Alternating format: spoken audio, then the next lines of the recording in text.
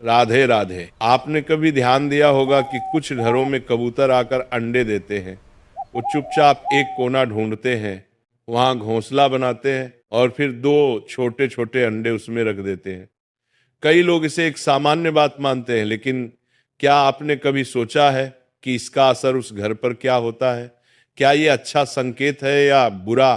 क्या इससे घर में बरकत आती है या गरीबी का असर पड़ता है? क्या कबूतर का अंडा देना सिर्फ एक पक्षी की प्रक्रिया है या इसके पीछे कोई गहरा रहस्य छुपा हुआ है? आज की इस प्रवचन में हम आपको बताएंगे कि जी घर में कबूतर अंडे देते हैं, उस घर के जीवन में क्या बदलाव आते हैं। लेकिन ये जवाब मैं आपको सीधे नहीं दूंगा, क्योंकि हर उत्तर की गहराई होती है और वह गहराई तभी समझ में आती है जब हम उसे किसी अनुभव, किसी कथा या किसी उदाहरण के माध्यम से जाने। कई लोग कहते हैं कि कबूतर का अंडा देना शुभ होता है, तो कुछ लोग कहते हैं कि यह अशुभ है। कुछ लोग मानते हैं कि कबूतर शांति का प्रतीक होता है और अगर वो आपके घर में अंडे देता है तो शांति आती है। तो वहीं कुछ लोग डर जाते हैं और सोचते हैं कि कहीं ये किसी समस्या या संकट का संकेत तो नहीं। आप सभी ने देखा होगा कि जहां कबूतर अंडे देते हैं वहां कुछ दिनों तक वे रोज जाते हैं, अपने अंडों की देखभाल करते हैं और फिर एक दिन अंडे से बच्चे निकल आते हैं। ये बच्चे कुछ समय बाद उड़ जाते हैं। लेकिन क्या आपने कभी ये सोचा है कि इस बीच घर के लोगों के जीवन में क्या घट रहा होता है? क्या कोई बदलाव होता है? क्या उस समय घर में खुशहाली आती है या परेशानी बढ़ती है? कुछ बुजुर्ग लोग कहते हैं कि अगर कबूतर ने आपके घर में अंडे दिए हैं तो वो घर शांत और स्थिर हो गया है। कुछ कहते हैं कि इसका मतलब है कि आपके घर में ऊर्जा का संतुलन बिगड़ गया है। लेकिन सच क्या है, ये जानना जरूरी है। कई बार ऐसा भी देखा गया है कि जिस घर में कबूतर घोंसला बनाते हैं और अंडे देते हैं, वहां धीरे धीरे गंदगी फैलने लगती है, घर के कोनों में बदबू आने लगती है और वातावरण भारी हो जाता है। लेकिन वहीं दूसरी ओर कुछ घर ऐसे भी होते हैं जहां कबूतर अंडे देने के बाद से घर में बरकत आनी शुरू हो जाती है, धन संपत्ति बढ़ती है और पारिवारिक संबंधों में मिठास आती है। तो अब सवाल ये उठता है कि दोनों बातों में से कौन सी सच्ची है? क्या ये सब मन का वहम है या वास्तु और ज्योतिष से जुड़ा कोई गहरा रहस्य? आपने कभी सोचा है कि कबूतर को ही ऐसा पक्षी क्यों माना गया जो घर में आकर अंडे देता है? आखिर वे जंगल में भी तो रह सकता है, पेड़ों पर भी घोंसला बना सकता है, फिर वह इंसानों के घरों को क्यों चुनता है? क्या यह सिर्फ संयोग है या इसके पीछे कोई अदृश्य संकेत छुपा हुआ है? कुछ लोग ये भी कहते हैं कि अगर कबूतर बार बार आपके घर आ रहा है तो ये आपके घर की हवा और वातावरण को पसंद कर रहा है। इसका मतलब है कि घर की तरंगे, घर की ऊर्जा सकारात्मक है। लेकिन जब वही कबूतर अंडे देकर चला जाता है और उसके बाद घर में लगातार परेशानी आने लगे तो मन में शंका पैदा होती है। क्या आपने कभी देखा है कि जब कबूतर अंडे देते हैं तब आपके घर में किस तरह की घटनाएं घटती हैं? क्या घर में कलह बढ़ता है?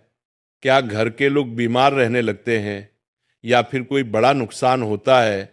या फिर इसके उलट क्या कभी आपने ये भी देखा है कि उसी समय घर में कोई खुशखबरी आई हो, कोई नौकरी लगी हो, कोई नया काम शुरू हुआ हो? ये सारे सवाल आपको सोचने पर मजबूर कर देंगे कि कबूतर का अंडा देना सिर्फ एक सामान्य बात नहीं है, इसके पीछे कुछ है जो हम सबको समझना होगा। और इसलिए एक बार की बात है, हिमालय की ऊंचाइयों पर स्थित शांत और दिव्य कैलाश पर्वत पर भगवान शिव गहरी तपस्या में लीन थे। चारों ओर शांति थी, वातावरण पूरी तरह पवित्र और सौम्य था।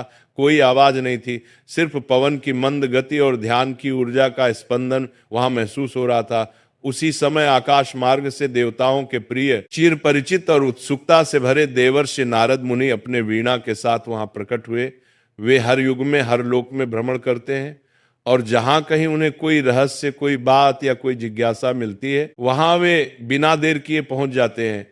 और आज उनकी ये जिज्ञासा उन्हें सीधे कैलाश पर्वत तक ले आई थी। नारद जी भगवान शिव के चरणों में झुके और बड़े आदर से बोले, जय शिव शंभु, नम शंभु भगवान। आप साक्षात ज्ञान और सत्य के स्वरूप हैं। आज मैं एक बहुत विशेष प्रश्न लेकर आपके पास आया हूं। भगवान शिव ने धीरे धीरे नेत्र खोले।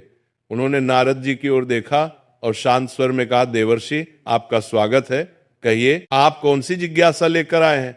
नारद जी बोले, भगवान मैं जब पृथ्वीलोक में भ्रमण कर रहा था तब मैंने अनेक घरों में एक विशेष बात देखी। कुछ घरों में कबूतर आते हैं, घोंसला बनाते हैं और फिर अंडे देते हैं, वहां रहकर कुछ दिन तक अपने बच्चों की देखभाल करते हैं।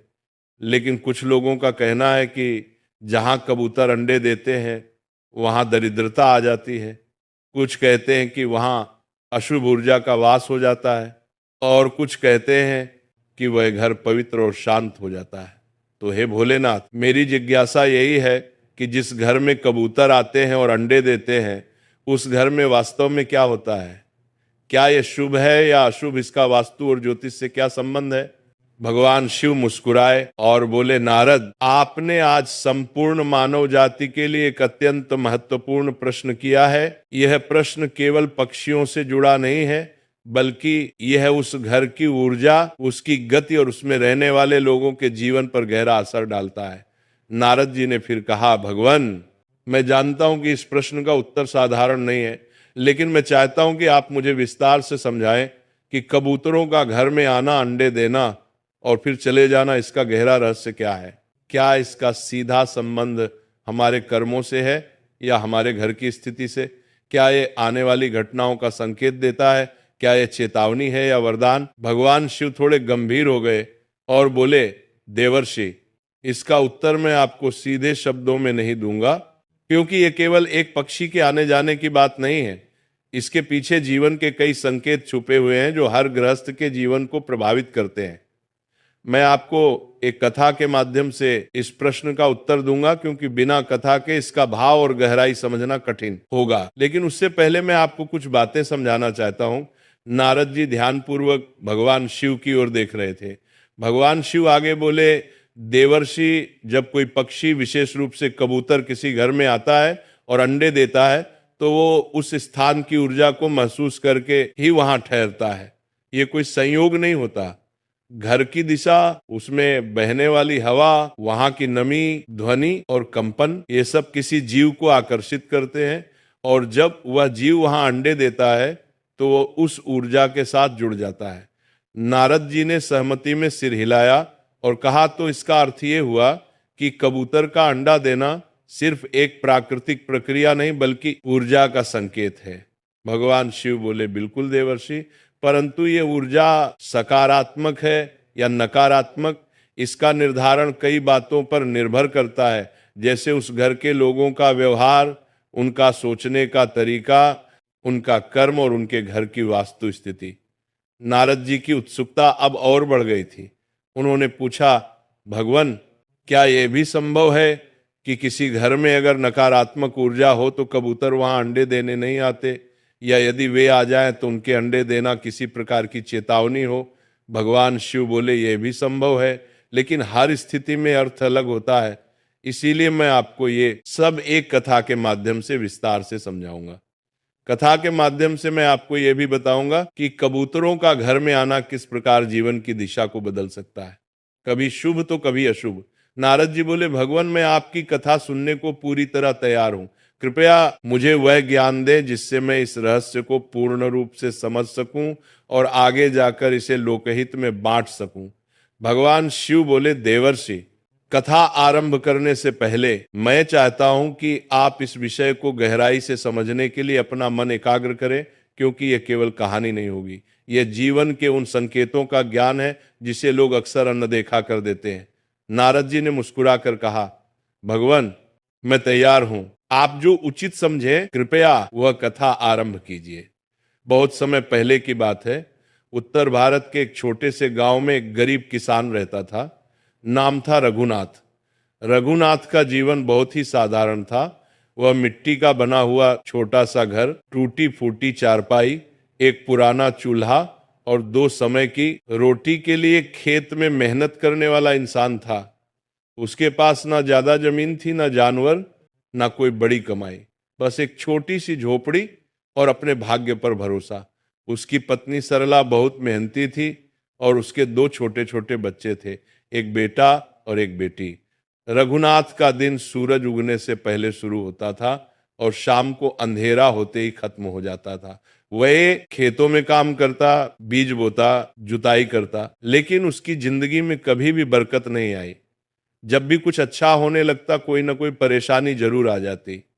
कभी सूखा पड़ता, कभी बैल बीमार हो जाता, कभी साहूकार आकर कर्ज मांगता। लेकिन एक बात खास थी, रघुनाथ बहुत ईमानदार और शुद्ध मन वाला इंसान था। वह कभी किसी का बुरा नहीं सोचता था। हर दिन सुबह सुबह वह अपने घर के बाहर तुलसी के पास दिया जलाता और भगवान से यही प्रार्थना करता, हे ऊपर वाले, मुझे बस इतना दे दे कि मेरे बच्चों को भूखा ना सोना पड़े। एक दिन की बात है, गर्मी के दिन थे। रघुनाथ खेत से लौटकर घर आया। उसने देखा कि घर की छत पर कोने की एक लकड़ी के बीम के पास कुछ सूखी टहनियां और पत्ते जमा है। उसने पहले ध्यान नहीं दिया, लेकिन अगले दिन देखा कि वहां एक कबूतर बैठा है। फिर धीरे धीरे दो कबूतर वहां आने लगे। दिन बीतते बीतते उन्होंने वहां घोंसला बना लिया।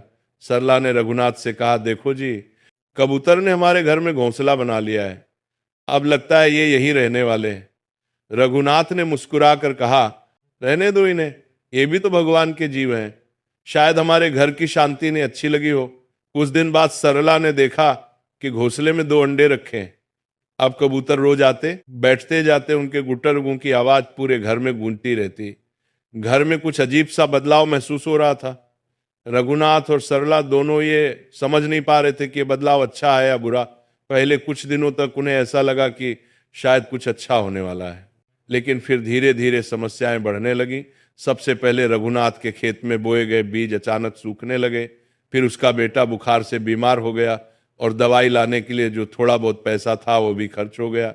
कुछ ही दिनों में घर में खाने के लाले पड़ने लगे। रघुनाथ सोच में पड़ गया, क्या ये सब उन कबूतरों के आने से हो रहा है? क्या ये कोई संकेत है? लेकिन उसके माँ ने कहा, नहीं, ये तो बस संयोग है। कबूतर क्या करेंगे किसी का बुरा, ये तो शांति के प्रतीक है।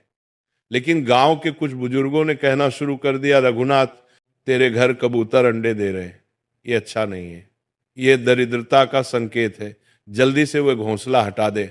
रघुनाथ दुविधा में था। वो कबूतरों को नुकसान नहीं पहुंचाना चाहता था, लेकिन बच्चों की भूख, पत्नी की चिंता और खुद की थकावट उसे अंदर से तोड़ रही थी। एक रात वो घर के आंगन में बैठा हुआ था। आसमान में चांद आधा था। कबूतर गुट्टर गूं कर रहे थे। उसने कबूतरों की ओर देखा और धीरे से कहा, अगर तुम्हारे होने से मेरे घर में कष्ट आ रहा है तो मुझे माफ करना, लेकिन मैं तुम्हें कैसे निकालूं? तुम भी तो मेरी ही तरह इस धरती के जीव हो। उसकी आंखों में आंसू थे।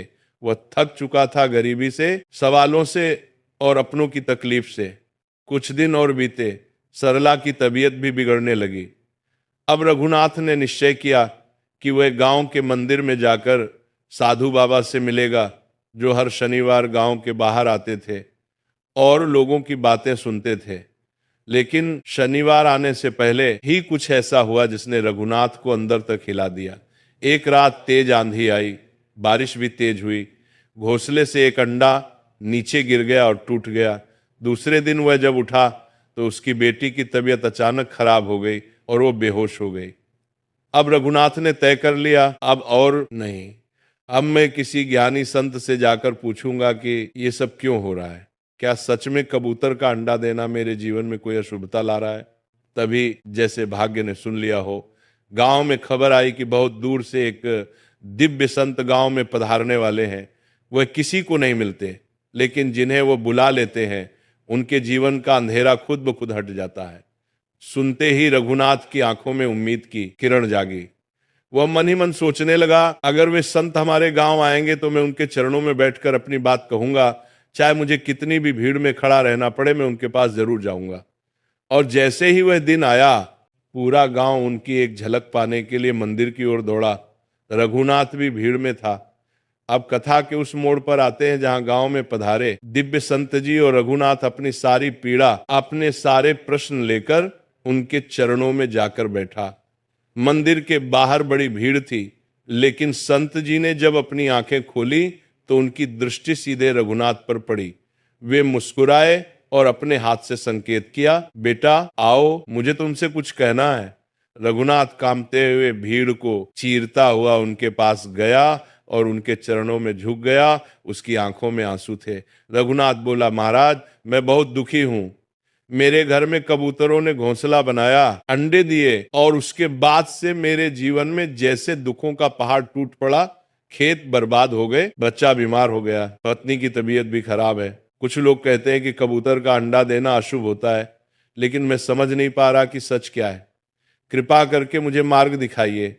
संत जी ने उसकी बात ध्यान से सुनी, फिर शांत स्वर में बोले, बेटा ये प्रश्न सिर्फ तुम्हारा नहीं है। ये प्रश्न तो आज हर उस व्यक्ति का है जिसके घर में कोई पक्षी, खासकर कबूतर, आकर अंडा देता है। लोग बिना सोचे समझे उसे शुभ या अशुभ मान लेते हैं, लेकिन सच्चाई इससे कहीं गहरी है। सुनो ध्यान से, मैं तुम्हें 3 बातों के माध्यम से इसका उत्तर दूंगा। सबसे पहली बात ये समझो कि जो बातें समाज में फैली हैं वे हमेशा पूरी तरह सही नहीं होती। कोई कहे कि कबूतर का अंडा अशुभ है तो कोई कहे शुभ है, लेकिन दोनों ही बातों के पीछे पूरा सत्य नहीं होता। कई बार हम किसी एक घटना को देखकर किसी पूरे विषय पर निर्णय ले लेते हैं। जैसे किसी के घर में कबूतर अंडे देने के बाद बुरा समय आ गया तो वो कहता है कि ये अशुभ है, लेकिन क्या उसने कभी ये देखा कि क्या वो बुरा समय पहले से आ रहा था? क्या उसके घर में पहले ही कुछ गलतियां हो रही थी?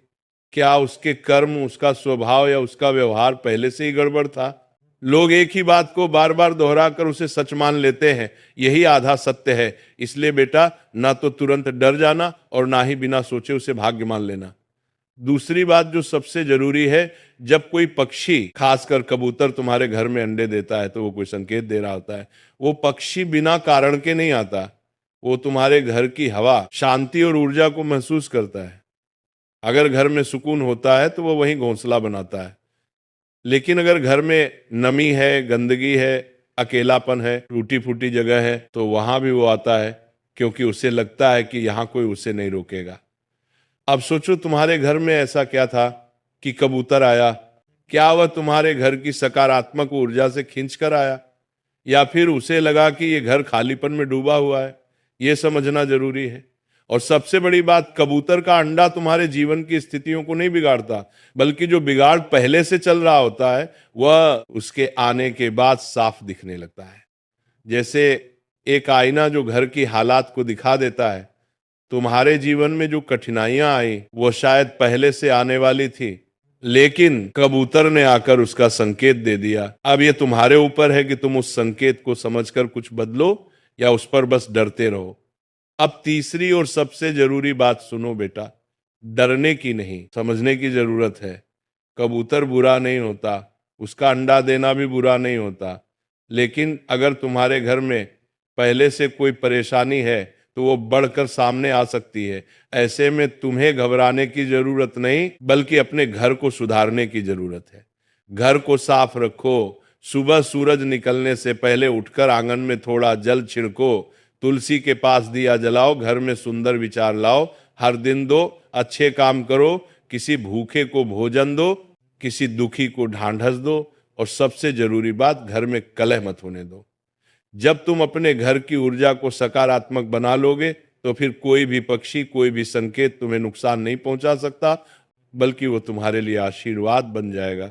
कबूतर अगर तुम्हारे घर में आता है तो वो ये भी दिखाता है कि वहां अब भी कुछ शेष है, कुछ उम्मीद है, तभी तो उसने उसे चुना है। तो बेटा, आप अपने मन से डर निकाल दो, जो घर जाओ और सबसे पहले अपने मन को शांत करो। अपने घर की दीवारों को नहीं, अपने मन की दीवारों को साफ करो, फिर देखना वही कबूतर तुम्हारे जीवन में शांति और समझदारी का प्रतीक बन जाएगा। रघुनाथ की आंखों में आंसू थे। उसने संत जी के चरणों में सिर रख दिया।